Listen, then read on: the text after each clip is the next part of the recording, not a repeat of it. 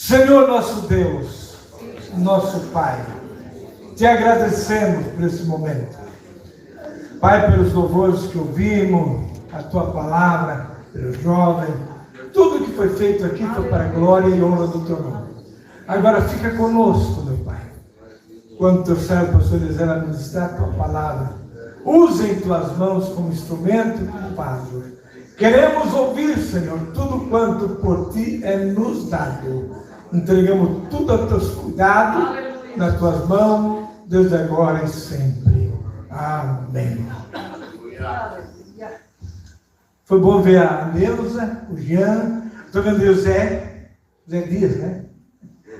Zé Dias também, não é? Você mesmo. Zé Silva. Zé Dias aqui. E eu vi lá o pastor Valdeci, cabelinho branquinho, mas animadinho. O Hermes, eu acho que é o mais grandão que tem aqui no nosso meio. O Jean, tantos outros. A irmã Sônia, o irmão Zeca está ali. O Edinho, viu o Edinho lá também? Lá está o Edinho. E outros mais. Os demais eu não lembro muito porque muito tempo, acho que muitos já foram embora. Muitos foram embora com Jesus, eu estou aqui ainda esperando. Então nós vamos lá morar com os outros simulacros da cidade. Glória a Deus. Meus irmãos, a paz do Senhor. Pode tomar o seu assento. É uma alegria muito grande estar com os irmãos essa noite. É maravilhosa. Noite celebrativa, de festa. Quero agradecer a Deus pela oportunidade de estar aqui com essa querida e abençoada igreja. Foi a última igreja que congreguei quando meu pai ainda pastoreava aqui também. Foi o primeiro dirigente aqui. O pastor João foi o primeiro dirigente da congregação da Augustaninha e foi a última igreja que ele pastoreou antes de assumir a presidência. Então, a gente tem uma história aqui do pai. Para os íntimos é Suranga, né? Para os íntimos é Suranga. Então, eu sou da quebrada aí, meus irmãos. Eu sou da área aí. E é um prazer muito grande estar com os irmãos Zé Dias, Janinha, que entrou em contato com a gente. Deus abençoe, é um prazer revê-los. Né? Continua ainda sendo um príncipe, né? Eu falo isso pela fé, claro. A gente enxerga coisas em traz a existência. Mas Zé Dias é uma bênção, Janinha. Meu Deus do céu, colega de infância, né? Deus abençoe essa geração que está aqui, que Deus abençoe vocês, nossos jovens. Pastor Felipe, obrigado pela sua bênção, recebi o convite da Janinha, agradeço também ao pastor Paulo César, que é o nosso coordenador aqui na 10ª região. Que Deus abençoe, muito obrigado pela confiança, em nome de Jesus.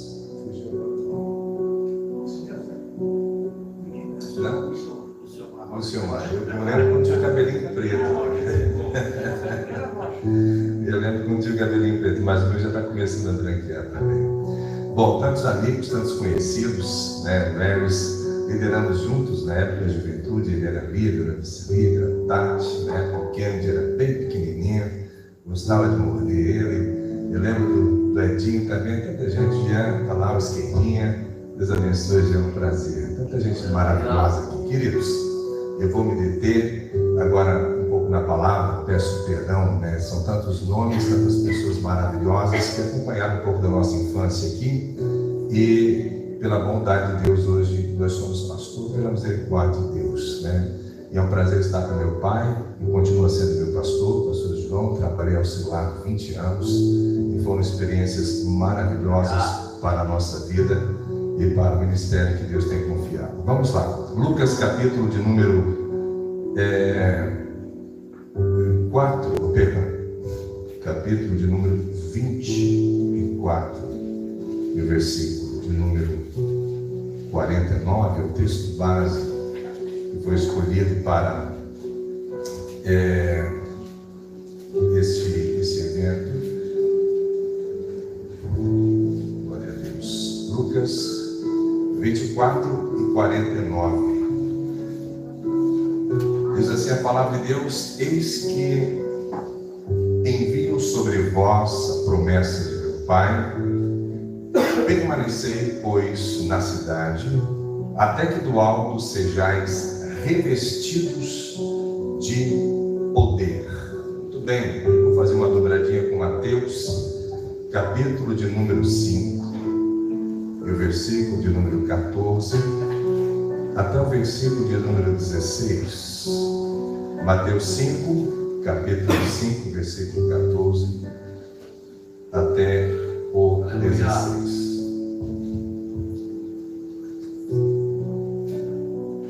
Aleluia. Mateus capítulo 5, versículo 14, 15 e 16 diz: Vós sois a luz do mundo. Não se pode esconder a cidade edificada sobre um monte, nem se acende uma candeia para colocá-la debaixo do alqueire, mas no velador, e alumia a todos os que se encontram na casa. Assim brilhe também a vossa luz diante dos homens, para que vejam as vossas boas obras e glorifiquem a vosso Pai que está nos céus. Aleluia. Glória a Deus. Meus amados, louvado seja Deus. Também é um prazer estar com a minha esposa, nossa pequena, Ana Clara também. Com a atividade das crianças, é um prazer estar aqui também com a minha querida família. Bom, nós temos um texto base que fala sobre um revestimento de poder. E esse revestimento, obviamente, ele tem um propósito. Ele tem um propósito. Por que você quer ser revestido desse poder? E para quê? Para quê? Para quê? Ou qual o propósito desse poder na sua vida? Nós sabemos perfeitamente, e eu quero hoje me deter em uma palavra que, de certa forma, ela tem podemos dizer, muito contemporânea, né, nos nossos dias. Estou sendo redundante aqui, mas eu gostaria de falar hoje sobre o poder da influência. O poder da influência. Revestivos de poder. Nós temos em Atos, capítulo 1, versículo 8, a promessa do Espírito Santo, que está de igual modo nesse texto, que também ela fala desse revestimento para ficar em Jerusalém, até que do alto sejais revestidos de poder. Mas aquele revestimento tinha um propósito para ser o quê? Testemunhas, tanto em Jerusalém, Judeia, Samaria e até os confins da terra. Então, esse revestimento é óbvio que tem um propósito. Esse revestimento não tem o propósito de você ser cheio de poder para fazer barulho demais aqui dentro e silêncio demais lá fora. Nós sabemos que esse revestimento não tem a importância, o objetivo para você ficar, quem sabe, dentro dessas quatro paredes, num ambiente tão saudável como esse, que é a igreja, mas apenas aqui, nesses poucos metros quadrados, manifestar a tua fé. O mundo precisa saber. O mundo precisa entender que aquilo que você manifesta aqui tem que ser manifesto lá fora também. Tem que ser manifesto na segunda, na terça, na quarta, na quinta, no sábado, no domingo. Aonde você estiver, você carrega esta presença do revestimento que está sobre a sua vida. Então existe um propósito. E hoje eu queria falar um pouco sobre a influência. Hoje existem tantos influencers, né? Hoje, com certeza, essa juventude, os jovens que aqui estão, com certeza, quem sabe, segue alguns influenciadores digitais. São tantas e tantas pessoas, mas vocês pararam para fazer uma avaliação e com certeza, os jovens sabem perfeitamente do que eu estou falando aqui. Na maioria das vezes, o que viraliza, o que dá visibilidade, hoje nas redes sociais nós sabemos do poder que existe isso, e olha, gente, dá dinheiro também, dá muito dinheiro também, mas o que mais provoca um número excessivo de views, na maioria das vezes, são de referências muito decadentes. Referências que muitas vezes através da música, que gera uma cultura, mas essa cultura que é gerada traz, com certeza, na maioria das vezes, o que nós observamos, uma mensagem tão depreciativa. Você já parou para observar o que viraliza? O que viraliza hoje? Infelizmente, eu estou falando isso aqui, é uma realidade. Eu estou pregando para jovens que estão nesse mundo, mas não são desse mundo, mas estão nesse mundo. Aleluia. A palavra de Deus fala em Tiago 4:4, olha só: aquele, pois, que quiser ser amigo do mundo, vou pegar já essa referência, constitui-se inimigo de Deus. E lá em Lucas capítulo 7, e o versículo de número 34, nós temos um texto que parece um tanto quanto contraditório, mas você vai entender. Diz que Jesus foi chamado de amigo dos pecadores. Existe amizade com o mundo e existe amigo dos pecadores, né? E aqui fala justamente sobre a nossa responsabilidade de influenciar. Vou pegar mais uma referência aqui para ficar mais claro, depois nós vamos desenvolver a mensagem. João capítulo 17, versículo 14 ao 17. Vou fazer questão de ler, porque jovem gosta de ler Bíblia e tem que ler Bíblia em toda a igreja. Olha só, e a palavra tem que ser bíblica. João 17, 14 a 17. Eu lhes tenho dado a tua palavra, e o mundo as odiou, porque eles não são do mundo, como também eu não sou. Não peça que os tire do mundo, Jesus está falando aqui, orando, e sim, que os guarde do mal. Eles não são do mundo, como também eu não sou. Santifica-os na verdade. A tua palavra é a verdade. Você não é do mundo, mas você está no mundo. Você está no mundo. Você não é, mas você está. E nós temos uma série de influências. E essas influências têm as suas referências. Quem sabe, gente, hoje tem algumas situações, pastor Felipe, que eu tenho redes sociais, eu não sou muito de estar, vamos dizer assim, interagindo. Eu apenas vou postando e gosto de seguir algumas referências que eu entendo que acrescentam na minha vida. Mas hoje, com as redes sociais, tem coisas hoje que o Espírito Santo nem precisa revelar para a gente, sabe?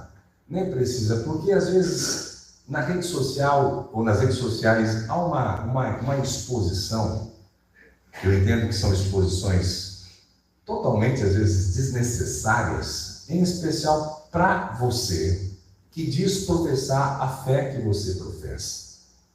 Existe um comportamento, modus operandi, que não condiz com a realidade daquilo que você acredita ou de certa forma deveria defender. A Bíblia é o nosso livro de fé e prática. E servir a Deus é uma maravilha. Irmão, é bom demais ser crente. É gostoso demais servir a Jesus. Eu amo servir a Jesus. Aleluia. E é possível ser santo.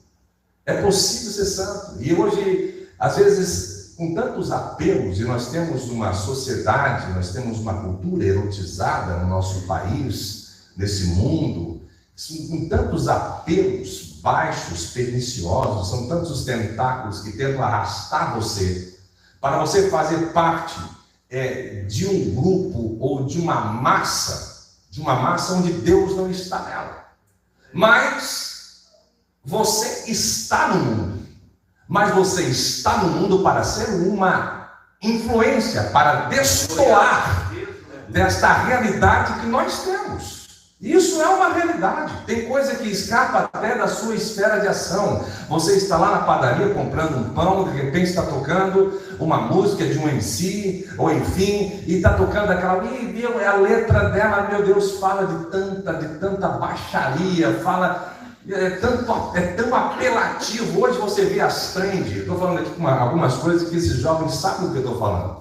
Algumas trends que dão views, que, meu Deus, dá engajamento pra caramba, dá muito engajamento, mas você olha assim, o que é cantado ali, o que é transmitido ali, fala da banalidade do sexo, fala muitas vezes da desconstrução da mulher, trata ela como um objeto, fala da futilidade da vida, é tanta coisa, e quando você olha para a rede social e vê uma das nossas ovelhinhas, ou ovelhinhos, não existe, é claro, você fica assim, meu Deus, pai, o que eu estou falando no púlpito que não está, a conta não está fechando.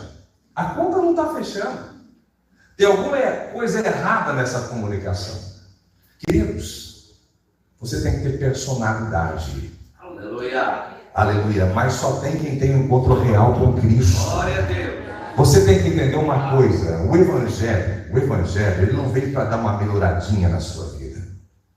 O Evangelho não veio para se adaptar aos teus caprichos. O Evangelho vem para te confrontar e transformar a sua vida.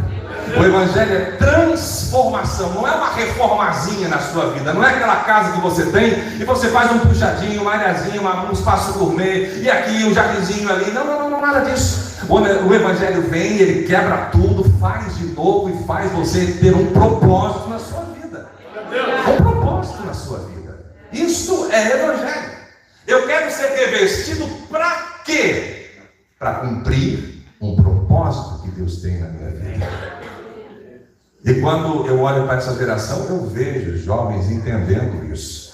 Mas vejo outros que, meu Deus do céu. Meu Deus do céu. Você olha, querido, eu não sou de estar biscoitando rede social. Eu não sou pastor para isso. O senhor não está vendo? Não, meu irmão, eu tenho a minha rede social que eu posto e vazo e tal. Eu não fico biscoitando rede social de ninguém. Eu não tenho paciência para isso. Eu sou péssimo com interação em rede social, sou péssimo até com WhatsApp. Eu respondi uma mensagem hoje para a Janinha, do dia 18. Mensagem que mando para o meu aniversário, quando eu abro para ver, é do aniversário do ano passado. Então eu sou péssimo. Quando eu assumi a igreja, eu disse, irmãos, meu telefone é esse, eu atendo, pode ligar para mim, eu atendo na hora. Mas o WhatsApp eu tenho uma dificuldade mesmo. É muita mensagem, não consigo. Então liga para mim, é 24 horas ligado, eu já respondo. Mas, de vez em quando, recentemente, assim, eu resolvi um problema na igreja, recentemente, uma coisa engraçada. Uma das minhas ovelhinhas estava vendendo produtos de sex shop. E estava nos stories mostrando os produtos, como funcionava. Meu Deus, irmãos, os adolescentes, os jovens, um dia para outro, ela teve mais de 1.000 seguidores. As irmãs estavam amando ela, Meu Deus do céu. Mas com uma naturalidade, que, eu repito, a conta não fecha. A conta não fecha. Não fecha. Eu vou entrar um pouquinho mais profundo nisso para você entender.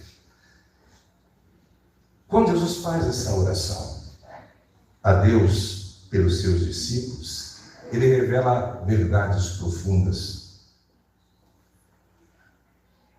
Ele nos dá com certeza um conceito do que é santidade e também pureza. Ele disse, olha, não peço que os tire do mundo. Meu querido, você está no mundo, você vai ser tentado todo dia na frente da sua casa. Você tem um navio com direção a Tarsis. Ou seja, você sempre tem alguma distração que queira corromper o propósito de Deus na sua vida. Isso é todos os dias. Você está no mundo.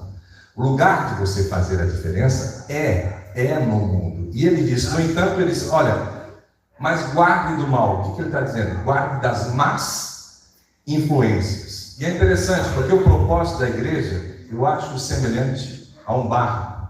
O barco, ele tem um propósito. Qual o propósito do barco? Ir para o mar, para a água, certo? Se um barco ficar fora da água, ele perde o seu propósito, ele perde o seu sentido. O propósito do barco é ir para a água. Então, o barco somos nós, a igreja, nós, você, a igreja. A água, o oceano é o mundo. Então, nós estamos no mundo. Agora, se o mundo é o oceano, a influência que existe no mundo, nós entendemos que se a água entrar dentro do barco, o barco afunda. Se ele começar a ser minado pela água, a água entrar numa certa violência dentro do barco, quantidade, o barco afunda. E o barco afundando, ele também perde o seu propósito, porque o barco tem que flutuar no mar ou no oceano, enfim, ele tem que estar flutuando, esse é o propósito. E se a água entra e em quantidade elevada afunda, ele perde também o seu sentido, o seu propósito. E a intenção dele foi projetada para flutuar sobre as águas. Então você tem que ter este cuidado e esse entendimento. Quando eu fiz questão de ler Mateus 15:16, onde a palavra diz: assim brilhe também a vossa luz diante dos homens, para que vejam as vossas boas obras e glorifique vosso Pai que está nos céus. Então você foi chamado para fazer a diferença, para influenciar aonde você está. Onde você está? No mundo. Você está no mundo. É interessante isso. É bem interessante isso. Porque muitas vezes as pessoas entendem que, quem sabe, para se manter santo, ele tem que se isolar. Ele tem que se esconder. Ou ele tem que, enfim, se privar de algumas coisas. Você foi chamado para ser uma resposta de Deus para esse mundo. Então, se você é um educador, lá na escola onde você está, você é uma resposta de Deus. Se você é, enfim, um advogado, se você é um estudante, seja o que for, aonde tu estás, onde tem alguém que não tem Cristo, todo coração sem Cristo é um púlpito, e você está tendo a oportunidade de ser uma resposta de Deus. Aleluia para essa pessoa. Agora você tem que entender esse propósito que Deus tem na sua vida. Nós sabemos perfeitamente que cada um que aqui está, tem um propósito. Deus tem intenções. Salmo de número 139, verso 16, diz que antes mesmo que você existisse, os nossos dias todos foram planejados por Deus. Eu estou aqui parafraseando. Antes mesmo de você existir, Deus já escreveu tudo a seu respeito. Ou seja, Deus tem uma intenção, a eternidade, os céus têm intenção na sua existência. Você não é apenas o fruto do romance do teu pai com a tua mãe. Você é uma resposta de Deus para alguém ou para esse mundo. Deus tem intenções. Mas é claro que você também tem livre-arbítrio. Você pode escrever a sua própria história. É por sua conta e risco. Mas os céus já bradaram a teu respeito. E você vai ser revestido por Deus para cumprir um propósito. E muitas vezes, diante de tantas influências, desse mundo, nós vemos pessoas ou gerações que se deixam levar. E vão indo, e perde o seu propósito. A primeira vez que eu fui para a África foi em 2017. E quando nós estávamos atravessando o oceano, eu estava na fileira que fica próxima à janela, e tinha a fileira do meio, e tinha duas jovens, uma com 17 e outra com 18 anos, na fileira do meio, e eu observava que o tempo todo elas estavam lendo a Bíblia. E era um voo com centenas de pessoas, e elas lendo a Bíblia o tempo todo, e era um voo longo, e de repente elas paravam, oravam um pouco e liam a Bíblia, duas moças. E eu perguntei para elas, vocês são cristãs? E elas sim. E elas não eram brasileiras, elas eram da Argentina. E vocês estão indo para algum evento, alguma conferência, alguma missão especial? Sim, nós estamos indo para uma missão na Nigéria. Na Nigéria, sim. Quem lê, quem gosta de se apreciar em assuntos de missões globais, sabe que a Nigéria tem um grupo terrorista chamado Boko Haram, que faz, ele tem são islâmicos extremistas, né, que têm formas muito brutais de tratar os cristãos, e é claro que uma delas é a própria morte, ou se não, o sequestro de mulheres e crianças para ser usada como escravas sexuais. E eu falei assim, vocês têm noção do que é a Nigéria? Sim, nós temos, sim, claro. Nós estamos indo, nossos pais estão aqui atrás, são missionários, e nós estamos indo para lá. Nós sabemos dos riscos, pastor, mas o que queima o nosso coração Aleluia. O propósito que arde no nosso coração não nos permite ficar na nossa zona de conforto. Deus tem um propósito na nossa vida. E quem sabe para alguns era um desperdício, duas meninas bonitas indo para lá, um lugar com tanta hostilidade, mas ali estavam dois corações convictos daquilo que os céus haviam escrito a seu respeito, acerca do que os céus tinham escrito a seu respeito. Interessante quando você tem a sensibilidade de entender o que Deus tem como propósito da sua vida, e uma vez que você se encontra com isso, aleluia, você não permite, aleluia, você permanece com o seu coração intacto mediante a chama que Deus acendeu no seu coração. E é uma luta diária, obviamente, é uma luta diária, mas propósito é isso. Propósito tem processo. A palavra propósito, ela vem do grego escopo, que significa lascar, moldar, amassar. Ou seja, é aquela frase que você já ouviu: suporte o processo no propósito. Então, é um processo difícil. Se a palavra mesmo da sua etimologia diz que é lascar, é amassar, é moldar, é aquilo que muitas vezes um artesão olha no chão. As pessoas quando olham um pedaço de toco, não dá valor nenhum, passa por cima, joga lixo, e tem lodo, e tem sujeira, não dá valor nenhum para aquilo ali. Mas o artesão olha, pega aquele toco, leva para o seu ateliê, lava, limpa, pega os seus instrumentos e começa a lascar, começa a talhar, começa a moldar e faz uma obra que vale milhões, dá um sentido, dá um propósito para aquilo que ninguém enxergava valor nenhum. Aleluia, Deus tem com certeza meios de trabalhar você. E você tem que entender o propósito. E muitas vezes vai amassar você, vai espremer você, vai esticar você. Mas Deus tem intenções, aleluia, no que Ele está vendo, naquilo que Ele está fazendo na sua vida. Ele quer te revestir para algo maior. Então suporte o processo.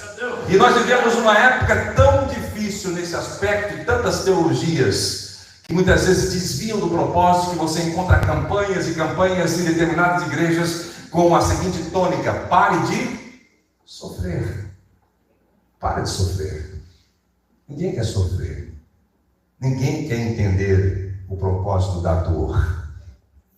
Parece que eu estou em pecado, eu fiz alguma coisa errada, e muitas vezes é o Espírito Santo de Deus te conduzindo para esse deserto. Quando Jesus é batizado por João Batista, depois daquele momento glorioso, a Bíblia diz que o Espírito, e ali está Espírito com letra maiúscula, ou seja, o próprio Deus, o conduziu para o deserto, para ser tentado pelo diabo.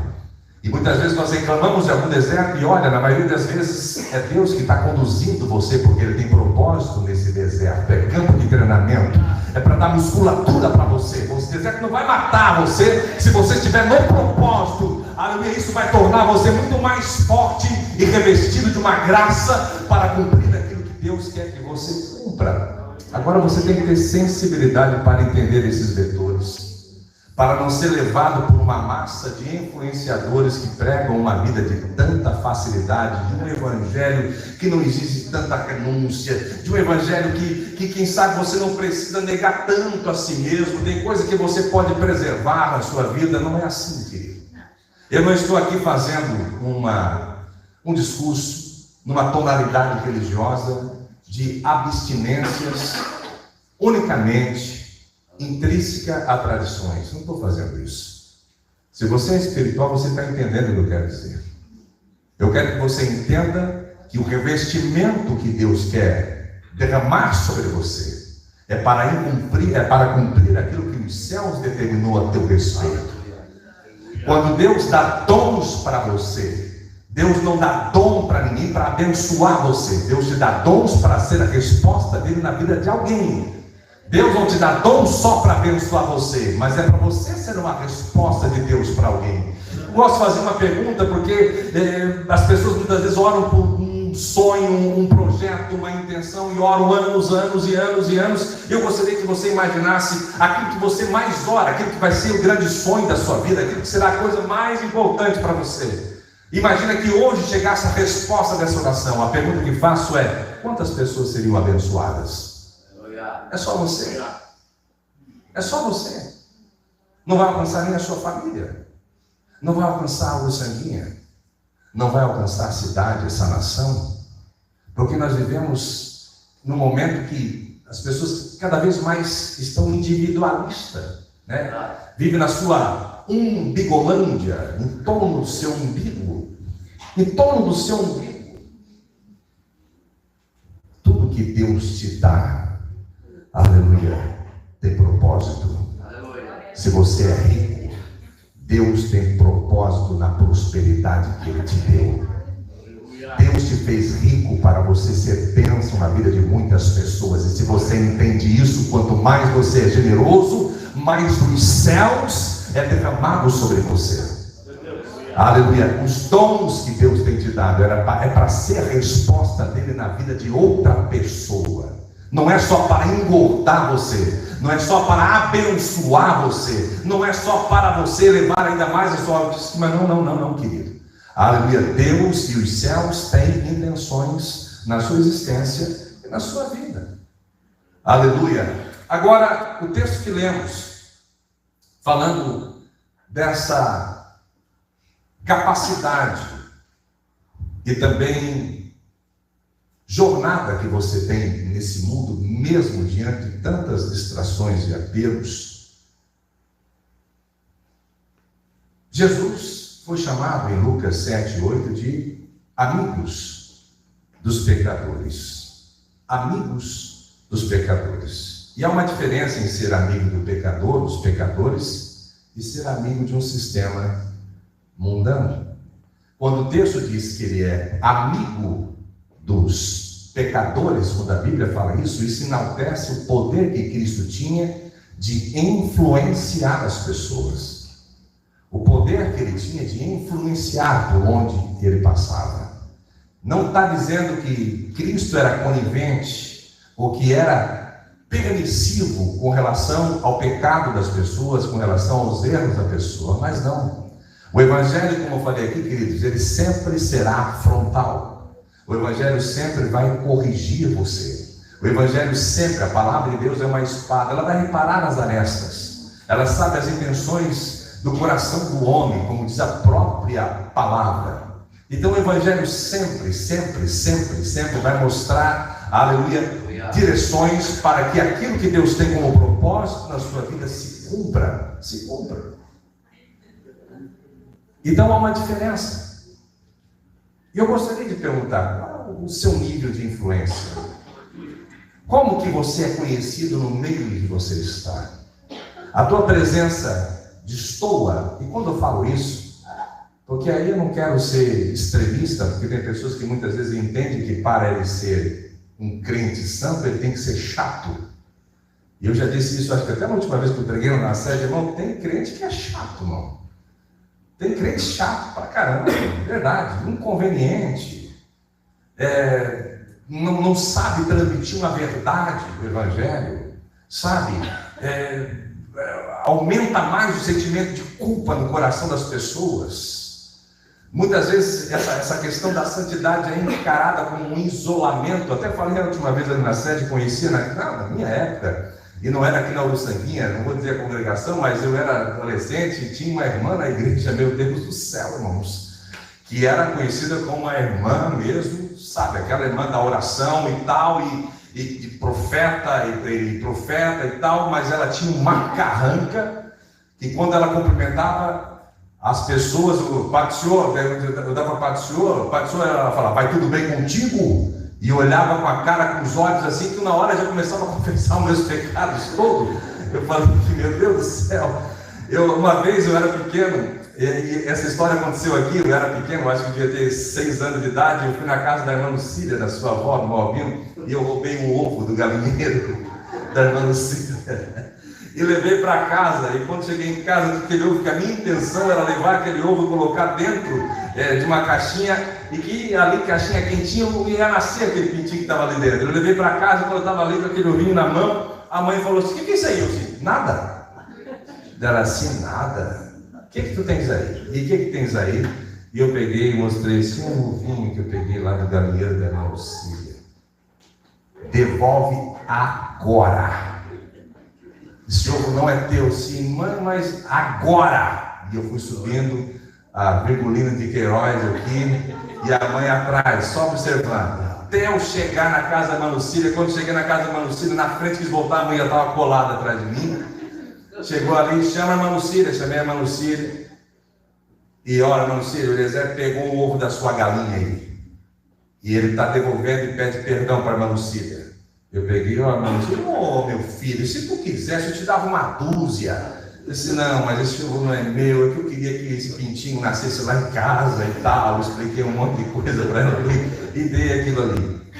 Então, naquela hora que aquela irmã dava aquela saudação, vai tudo bem contigo? Meu irmão, eu falei, olha, em 1900 bolinha, eu peguei o ovo da Manucília, começava a falar um monte de pecado que eu tinha feito. Mas aquilo ali dava medo na gente, não dava temor. Tem que dizer que ela deu uma dúzia de ovos. Depois ela deu uma dúzia de ovos, né? Mas não nasceu nenhum pintinho, não. Eu comi todos os 12 ovos. Então,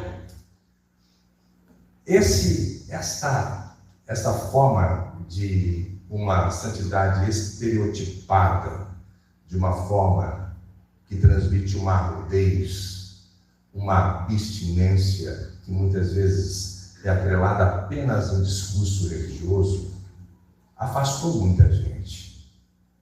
E a gente tinha medo.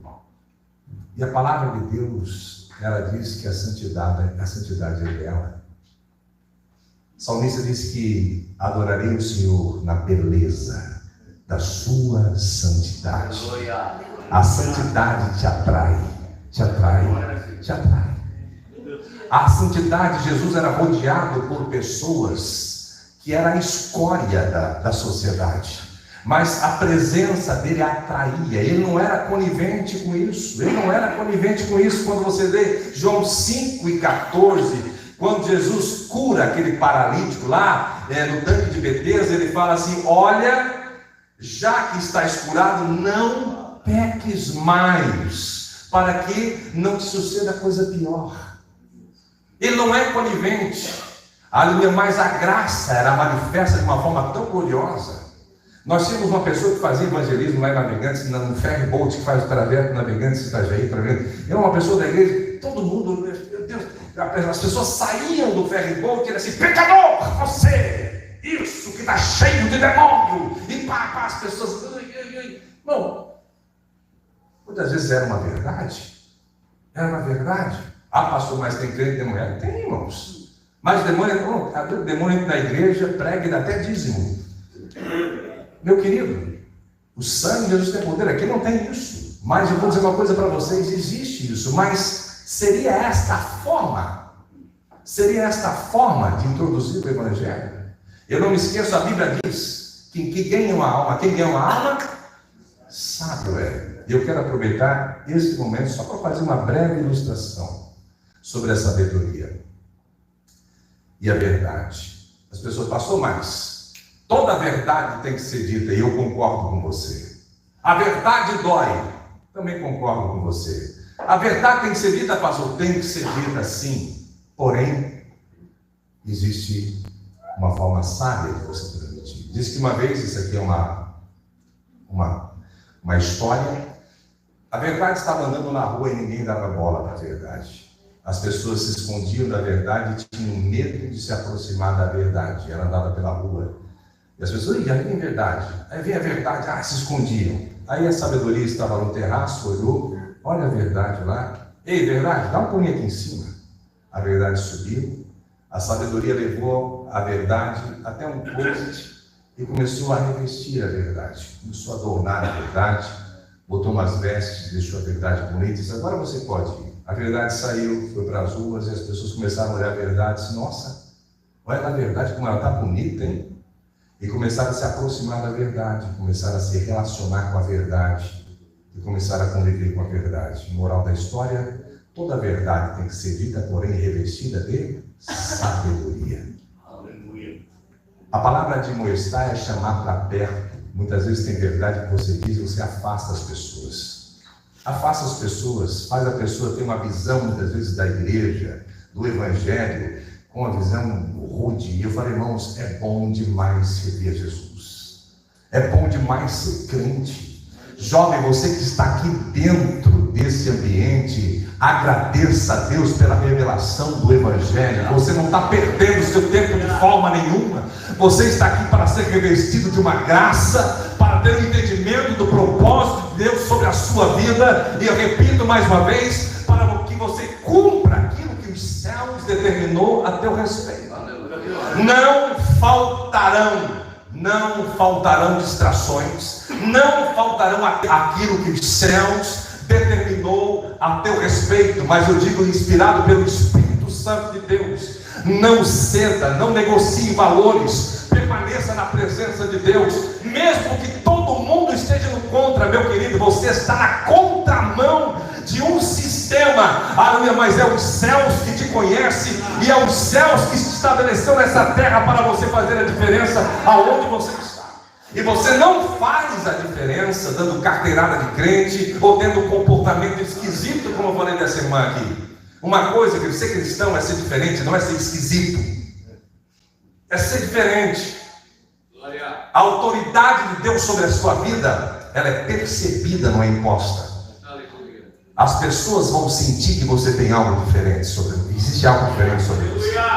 Você não precisa dar carteirada de crente para ninguém. Para ninguém. Eu sou ministro do Evangelho, eu sou pastor, eu sou líder, eu sou crente. Não, nada disso. Nada disso. A graça que está sobre a sua vida, o revestimento que está sobre você, exala, aleluia, manifesta e demonstra que você carrega algo diferente dentro de você. E é a presença de Deus que está sobre a sua vida. Por isso não comprometa os teus valores. Não comprometa os teus valores. Aleluia. Você está nesse mundo, mas você não é desse mundo. Aleluia. Você não vai fazer como Demas. Paulo fala lá em 2 Timóteo 4:10 que Demas amou mais as coisas desse século, e ele abandona Paulo e vai para Tessalônica. Quando você olha para a mulher do tanque, a mulher samaritana, ela faz o inverso. Aquela mulher derrubou muitas pessoas com o seu comportamento libertino. Se fosse numa linguagem bem chula, era uma piriguete. Ela tinha feito muita coisa errada. Mas a partir do momento que ela tem um encontro com Jesus, ela muda a sua influência. Ela vai para a cidade e diz: vocês não sabem quem eu encontrei. Aleluia. Ela passa a ser uma influenciadora de outro nível. Ela passa a ser uma evangelista, vou aqui dizer, e traz a cidade para conhecer Jesus, o Messias, o enviado por Deus. Aleluia. Há uma diferença. E você não pode negociar e corromper os teus valores. Eu estou falando para uma geração consciente, que sabe perfeitamente dos desafios que tem. Mas eu fico feliz, porque eu encontro os jovens com seu coração queimando. Eu encontro os jovens com seu coração queimando. Eu encontro pessoas que muitas vezes ainda não se encontraram com a verdade do Evangelho, que rifam os seus valores. Aleluia. Mas eu encontro jovens que ainda estão se preservando e permanecem com seu coração intacto, com a fé intacta. Aleluia, crendo que Deus tem um propósito na sua vida. Querido, existem muitas vezes situações que quando você olha no geral, parece que a igreja perdeu, parece que não existe mais, não dá mais para acreditar na igreja, não dá mais para acreditar em pastor. Existem alguns profetas de caos que disseminam tanta coisa negativa, mas eu não acredito nisso. Deus não perdeu o controle, a igreja é dele, e para cada tempo ele levanta os seus. Ele levanta meninos, jovens, crianças, anciões, homens e mulheres com seu coração queimando, aleluia, inflamado pelo Espírito Santo de Deus, e que não rifam os seus valores. Eu quero orar por ti, fique em pé em nome de Jesus. Aleluia, eu gostaria de continuar a mensagem, mas eu entendo que o Espírito Santo disse amém, e eu quero encerrar aqui. Aleluia, louvado seja Deus.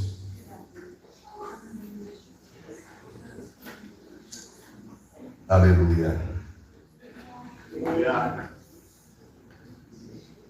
Aleluia.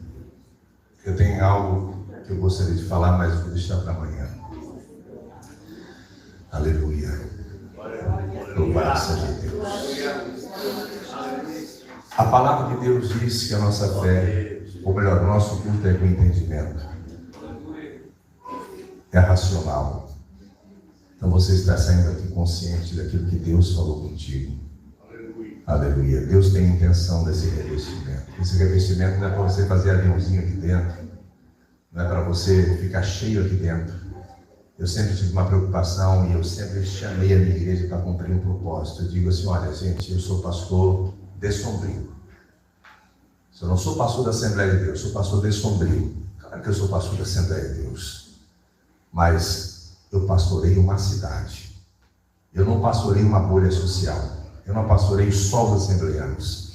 É a minha igreja. É a igreja que Deus me chamou. Mas Deus não me chamou só para a Assembleia. Deus me chamou para alcançar nações, uma cidade, nações, vidas e vidas e vidas. Então nós não vamos resolver nenhum problema se nós ficarmos só aqui dentro. Só aqui dentro. Aleluia. Nós temos que conversar com a cidade, com os problemas da cidade, sobretudo destronar o principado que está lutando contra o reino dos céus aqui. Toda cidade tem um principado. E os demônios são extremamente organizados, eles são territoriais. E a igreja está ali, aleluia. E eu tenho uma preocupação muito grande. O que o principado está falando do meu culto? Do culto que eu estou oferecendo a Deus? O que ele está dizendo do culto da igreja que eu sou pastor? Será que ele está zombando ou enxerga a igreja que Deus me pastoreou como uma ameaça para os reinos das trevas? Então nós seremos uma ameaça quando esse revestimento fazer sentido não só aqui dentro, mas por onde nós formos. E você tem que entender que existe uma batalha muito espiritual, e essa guerra é uma guerra sem trégua. E Deus chamou você para ser um soldado que entenda esse mundo espiritual e se posicione. Se posicione. Por isso você é uma resposta de Deus onde você estiver. E sempre tem alguém observando você. Sempre tem alguém observando você. É na padaria, é onde você estiver. Eu estou muitas vezes numa esquina com um cartaz, com uma frase que Deus bota na minha cabeça. Eu boto lá, escrevo aquela frase para não tem sentido nenhum. Quem sabe, irmãos, eu tenho tanto testemunho disso. Tanto testemunho. Eu me lembro que uma vez eu estava lá na frente do Bradesco, lá em Bituba ainda, na frente do Bradesco, com uma frase: Deus não esqueceu de você. Ou melhor, Deus está te vendo. Era essa a frase. Deus está te vendo. E veio um camarada com uma caminhonete correndo assim, parou. Ele tinha que parar porque tinha a rótula do Bradesco, olhou a placa e seguiu em direção à praia. Depois ele voltou, 15 minutos depois ele voltou, saiu da caminhonete sem camisa, ele era maior do que eu, cara forte, chegou pertinho de mim, o maxilar dele inferior assim estava tremendo. Ele disse assim: olha, você falava com dificuldade, nunca deve parar de fazer isso aí. Você nunca deve parar de fazer isso aí. Repetir de novo: você não pode parar de fazer isso aí. Porque eu estava indo agora matar o meu padrasto. E eu não me estou matando por conta disso que está escrito nessa placa. Parece ser uma coisa simples, mas o Evangelho, aleluia, é poder de Deus.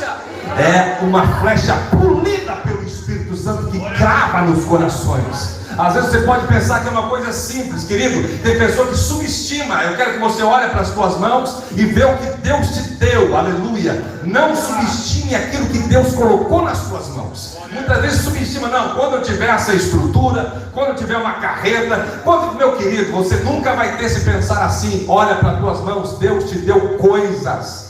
Deus confiou o ministério, aleluia, Deus confiou o propósito, e Ele quer te revestir para que você seja de fato uma bomba onde você estiver e vidas sejam alcançadas. Se você quer esta oração sobre a sua vida, se você quer essa oração, eu estou debaixo da autoridade dessa palavra. Se você quer essa oração aqui, venha na frente, eu quero orar por ti, eu quero impor as minhas mãos sobre você. Você quer essa oração? Pode vir em nome de Jesus, querido. Deus vai te dar ousadia, Deus vai te dar graça, Deus vai te dar unção.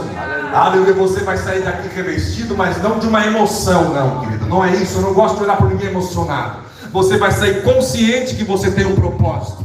E aonde você for, aleluia, o Espírito Santo de Deus vai te tomar, vai te dar sensibilidade para você enxergar as brechas, aleluia, onde você tem que preencher com a unção de Deus sobre a sua vida, aleluia, aleluia. Fico contente que é uma geração que está vindo aqui, louvado seja Deus. Quem está também, que está na terceira idade, é ancião, pode vir, porque Deus quer te usar, aleluia. Se você está vivo, aleluia, os céus ainda têm interesse, com certeza. Levante as suas mãos para cá, queridos. Vamos orar, Pai, em nome de Jesus. Aleluia, esse revestimento que o Senhor vai dar aos teus filhos.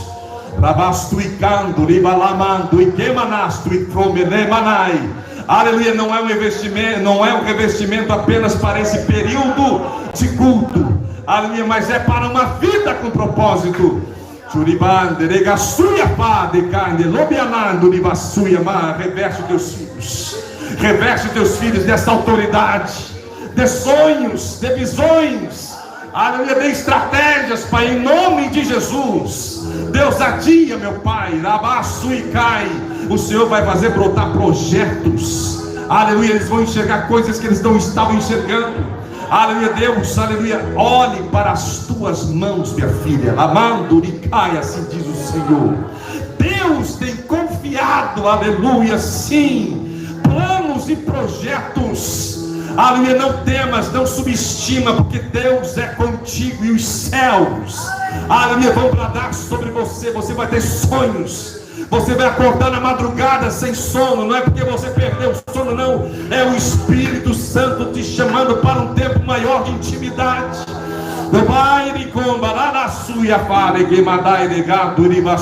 Pai, sim, em nome de Jesus, em nome de Jesus, ousadia, meu Pai. Aleluia, ousadia, meu Deus. Sim, ousadia sobre os teus filhos. Aleluia, esse revestimento tem um propósito, Pai. Sim, um propósito, Deus. Sim, aleluia.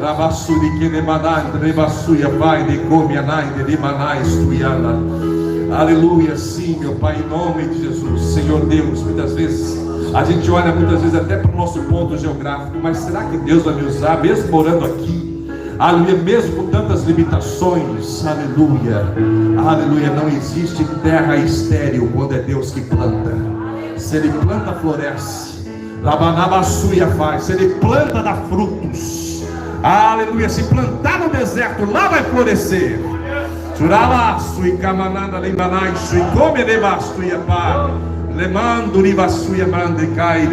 Sim, meu Pai, em nome de Jesus, em nome de Jesus, em nome de Jesus, em nome de Jesus. Seja cheio da presença, seja revestido da glória, em nome de Jesus. Jesus, quero declarar teu nome.